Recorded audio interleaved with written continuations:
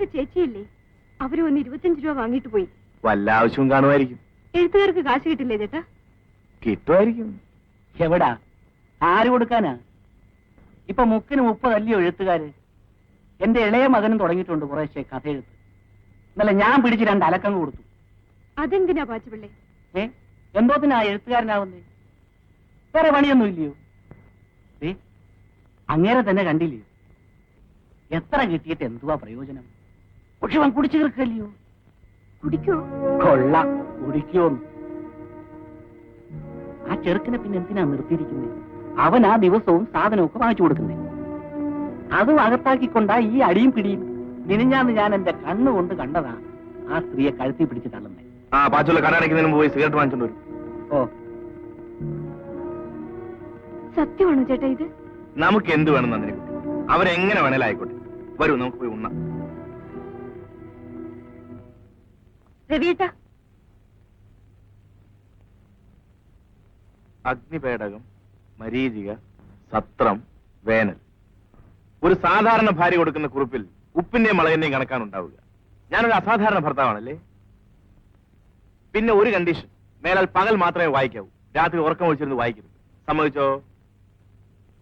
സമ്മതിച്ചു. പിന്നെ പാച്ചുള്ളിക്ക് വീട് വരെ പോണോന്ന് പറഞ്ഞു. പോയിക്കോട്ടെ, എന്താ? ശരി.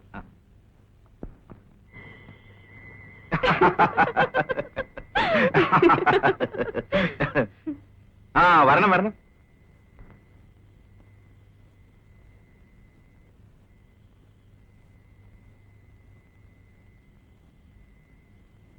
ഞാനൊരു സെമിനാറിൽ പങ്കെടുക്കാൻ പോയതായിരുന്നു. കാറ്റുകൊള്ളുകയാണല്ലേ? ഓ, അങ്ങനെയൊന്നുമില്ല. ഒന്നോർത്താൽ നിങ്ങൾക്കൊക്കെ ജീവിതമുള്ളൂ. ഈ ഭൂമുഖത്ത് ജീവിതമില്ലാത്തത് എഴുത്തുകാരന് മാത്രമാണ്. അതെന്താ അങ്ങനെ? എഴുത്തുകാരൻ ജീവിതം എഴുതി തള്ളുകയല്ലേ, ജീവിക്കുന്നില്ലല്ലോ. ഇന്നുവരെ ഞാൻ മറ്റുള്ളവരുടെ ജീവിതം പാത്തും പതുങ്ങിയും കണ്ട് കുറെ കഥകൾ എഴുതി. പക്ഷെ ഞാൻ ഇന്നുവരെ നിങ്ങളെപ്പോലെ ജീവിച്ചിട്ടില്ല. മിസ്റ്റർ രവിക്ക് ഞാൻ പറയുന്നത് മനസ്സിലാവുന്നുണ്ടോ? എഴുത്തുകാരൻ കുടിക്കുന്നു, വടിപിഴച്ച് നടക്കുന്നു, അരുതാത്തതെല്ലാം ചെയ്യുന്നു.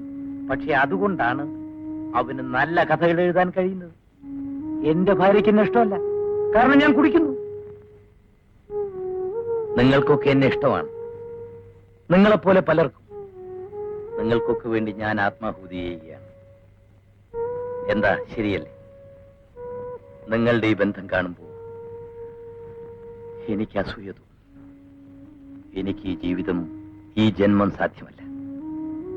പക്ഷേ ഈ ജീവിതം എഴുതാനാവും. പുതിയ നോവലൊന്നും എഴുതുന്നില്ലേ? ഒരെണ്ണം എഴുതേണ്ടിയിരിക്കുന്നു. ഒരു വാരികയിൽ നിന്നും കുറച്ച് അഡ്വാൻസ് വാങ്ങിപ്പോയി. കഥയൊക്കെ തീരുമാനിച്ചു? കഥ നിങ്ങളെ പറ്റിയാണ്. നിങ്ങളാണ് എന്റെ നായിക. എന്താ പേര്? നന്ദിനിക്കുട്ടി. നന്ദിനിക്കുട്ടിയാണ് എന്റെ കഥയിലെ നായിക. ആ, ഞാൻ നിങ്ങളുടെ രസം കളയുന്നില്ല.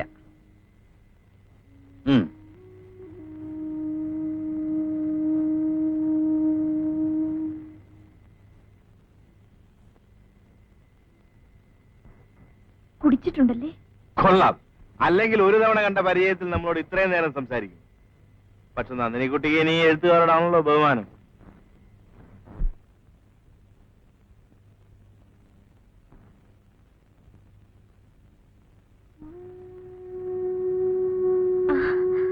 ഇരിക്കൂ ചേച്ചി. വേണ്ട കുട്ടി, കയറിയിരിക്കാൻ നേരമില്ല. ഞാൻ പോവുകയാണ്. എങ്ങോട്ട്? വീട്ടിലേക്ക്. വീട്ടിലെത്തിയ ഉടനെ ഞങ്ങൾ തമ്മിലുള്ള ബന്ധം ഒഴിയും. എന്താ ചേച്ചി കാരണം? ഒരു സ്ത്രീക്ക് എത്രയെന്ന് കരുതി സഹിക്കാനാവും? അദ്ദേഹത്തിന് ഒരു ഭാര്യയുടെ ആവശ്യമേ ഇല്ല. ഞാനൊന്ന് കരഞ്ഞാൽ അതും മതി അദ്ദേഹത്തിനൊരു കഥയ്ക്ക്. ഇതിന്റെ മൂത്ത കുട്ടി മരിച്ചത് തന്നെ സമയത്ത് ശുശ്രൂഷ കിട്ടാഞ്ഞിട്ടാണ്. ഇപ്പൊ ഏതു നേരവും കുടിയാ.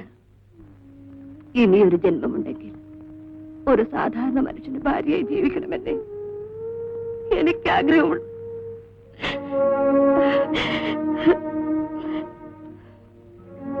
അദ്ദേഹം വരുന്നതിന് മുമ്പ് എനിക്ക് യാത്ര തിരിക്കണം. ഞാൻ പോട്ടെ.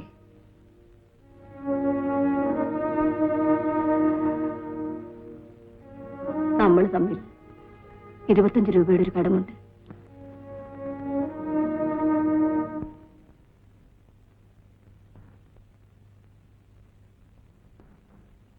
എന്നാലും ആ ചേച്ചി പിണങ്ങിപ്പോയത് വലിയ കഷ്ടായിപ്പോയി അല്ലേട്ടാ?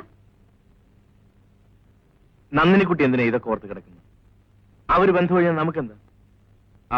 ആ സ്ത്രീ പോയ സ്ഥിതിക്ക് നന്ദിനിക്കുട്ടി അങ്ങോട്ടൊന്നും പോകാതിരിക്കുന്നതാ നല്ലത്. അതും ഇത് ആലോചിക്കാതെ കിടന്ന് ഉറങ്ങാൻ നോക്ക്.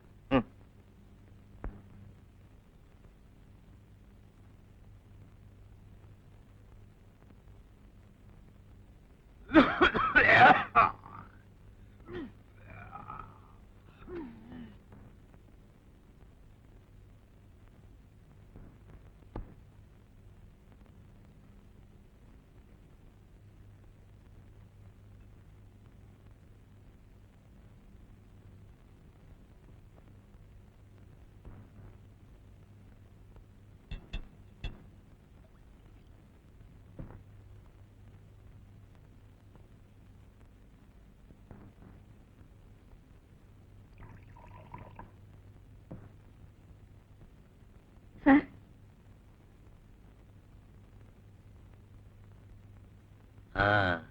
നന്ദിനിക്കുട്ടി ഇരിക്കൂ.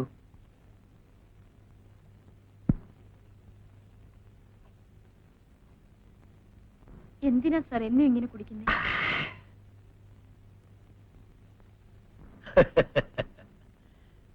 നന്ദിനിക്കുട്ടി എന്തിനാ എന്നും പൊട്ട് തൊടുന്നത്? ഇന്ന് ഞാൻ കുടിക്കുന്നത് നന്ദിനിക്കുട്ടിയുടെ കഥ എഴുതാൻ വേണ്ടിയാണ്.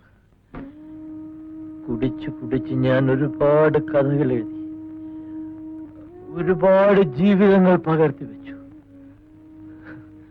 പക്ഷേ എനിക്ക് മാത്രം ജീവിതമില്ല. രാജഗോപാൽ എന്ന രജനിയുടെ ജീവിതം ആർക്കും അറിഞ്ഞുകൂടാ.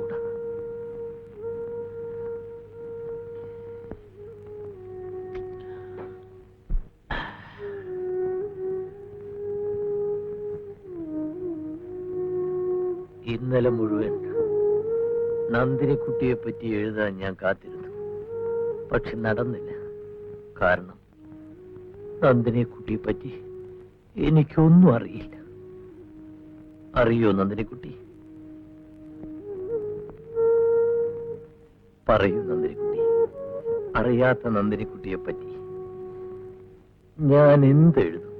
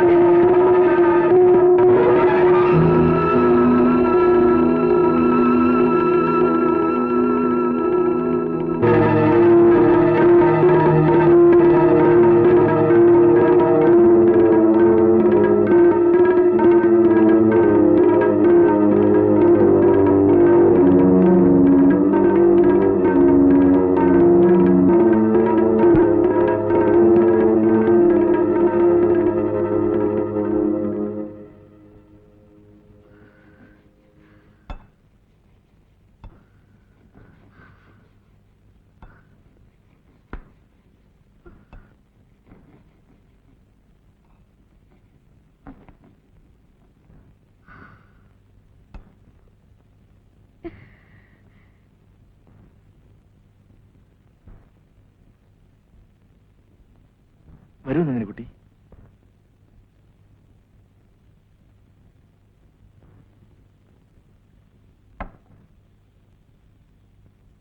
നന്ദിനിക്കുട്ടി ഓടിയോ? എന്തിനാ ഓടിയത്? ഓടരുതെന്ന് ഞാൻ പറഞ്ഞിട്ടില്ല. ഞാൻ വന്നപ്പോ ഇവിടെ ആരുമില്ല. വയറ് വല്ലാതെ വിശന്നു. ഉള്ള മുട്ട വെച്ച് ഓംലെറ്റ് ഉണ്ടാക്കി. നന്ദിനിക്കുട്ടിയും ഉണ്ട്. രജനി നന്ദിനിക്കുട്ടിയുടെ കഥ എഴുതിക്കൊണ്ടിരിക്കുകയാണ്. നന്ദിനിക്കുട്ടി എന്താ ഒന്നും മിണ്ടാത്തത്? ഞാനൊരു സന്തോഷ വാർത്ത പറയട്ടെ. ഞാനൊരു കഥ എഴുതി. നന്ദിനിക്കുട്ടിക്ക് എഴുത്തുകാരോടല്ലേ താല്പര്യം? അതുകൊണ്ട് ഒരു എഴുത്തുകാരനായ ഒക്കുമെന്ന് ഞാൻ ശ്രമിച്ചു നോക്കി. പക്ഷേ ഞാനൊരു ബിസിനസ്സുകാരനായതുകൊണ്ട് കഥയിലും സ്വല്പം ബിസിനസ് തിരികെ. കഥ ഒരു ബലാത്സംഗത്തിന്റേതാ. 2 മണിക്കൂർ ഓഫീസിൽ കുത്തിയിരുന്ന് എഴുതിയതാ. ഞാൻ വായിച്ചു തരും. വേണ്ട, പിന്നെ മതി. ശരി, നന്ദിനി കുട്ടിയുടെ ഇഷ്ടം.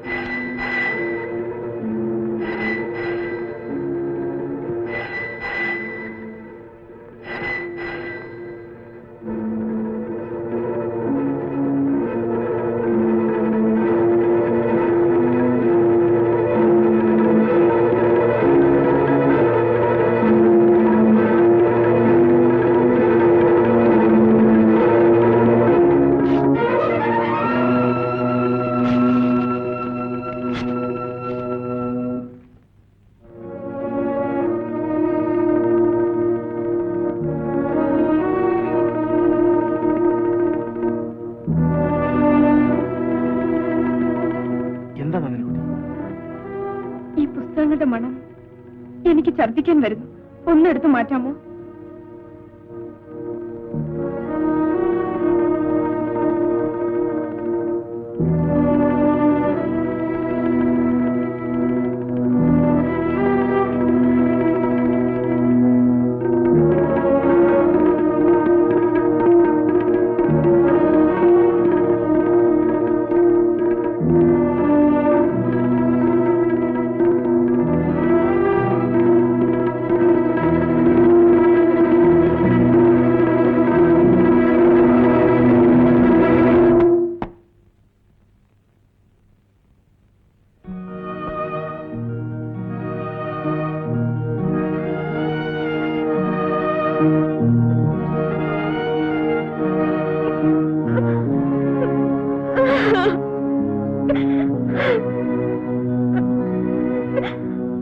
എന്താ നന്ദിനി കുട്ടി?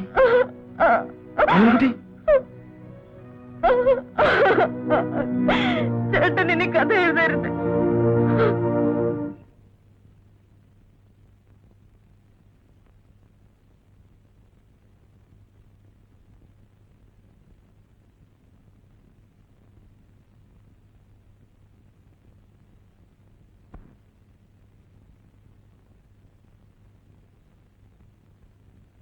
രവീട്ട, രവീട്ട.